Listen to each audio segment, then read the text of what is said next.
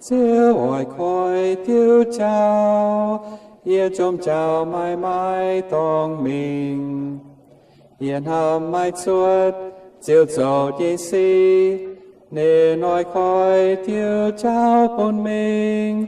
Trên hồ ngôi to yên, hỏi nết Phật quê nên khó liền.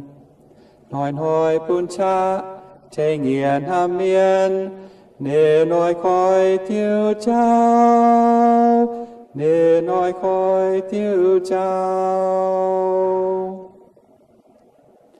Diuh hỏi khói Diuh chào, ye chôm chào mãi mãi tông mình. Yên hàm mãi suốt, diệu dầu ye si, để nói khói Diuh chào bốn mình. Trên hồ ngôi to yên, hỏi nết Phật quê nên khó liền.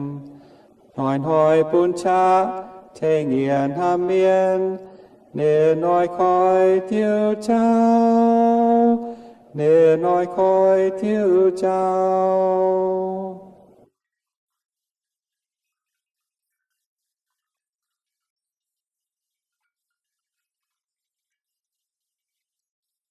Nên nói khói Diuh chào.